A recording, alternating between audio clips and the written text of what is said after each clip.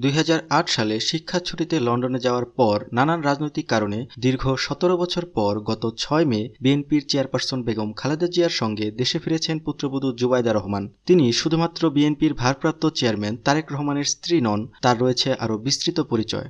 জুবাইদা রহমান ছাত্র জীবনে ছিলেন অসাধারণ মেধাবী। ঢাকা মেডিকেল কলেজ থেকে এমবিবিএস ডিগ্রি অর্জনের পর তিনি লন্ডনের ইম্পেরিয়াল কলেজ থেকে মেডিসিন বিভাগে রেকর্ড নম্বর ও স্বর্ণপদক নিয়ে এমএসসি সম্পন্ন করেন। তার শিক্ষা জীবনের এই সফলতা তাকে বিশেষ পরিচিতি এনে দেয়। বাংলাদেশের স্বাধীনতা যুদ্ধের সর্বাধিনায়ক জেনারেল এম.এ.জি. উসমানী তার আপন কাকা। এছাড়াও তার পিতা অ্যাডমিরাল মাহবুব আলী খান ছিলেন রাষ্ট্রপতি জিয়াউর রহমানের শাসনামলে বাংলাদেশের নৌবাহিনীর প্রধান। প্রেসিডেন্ট জিয়াউর রহমান তার শাসনামলে শিশু কিশোরদের বিকাশের জন্য বাংলাদেশ টেলিভিশনে নতুন কুড়ি নামে একটি অনুষ্ঠান শুরু করেন। সেই অনুষ্ঠানে প্রায় নিয়মিতই অংশগ্রহণ করতেন জুবাইদা রহমান। এখান থেকেই মূলত জিয়াউর রহমানের পরিবারের সঙ্গে তার পরিচয় হয়। মিষ্টি স্বভাবের মেধাবী এই মেয়েটিকে বেগম খালেদা জিয়ার বেশ ভালো লাগে। এরপর দুই পরিবারের সম্মতিতে 1993 সালে পারিবারিকভাবে জুবাইদা রহমান এবং তারেক রহমানের বিবাহ সম্পন্ন হয়। উল্লেখ্য, সেই অনুষ্ঠানে আওয়ামী লীগ সভানেত্রী শেখ হাসিনাও উপস্থিত ছিলেন। জুবাইদা রহমান 1995 সালে বিসিএস স্বাস্থ্য পরীক্ষায় প্রথম স্থান অধিকার করে প্রজাতন্ত্রের একজন চিকিৎসক হিসাবে চাকরি জীবন শুরু করেন। তার এই অর্জন তার প্রতিভার আরেকটি প্রমাণ।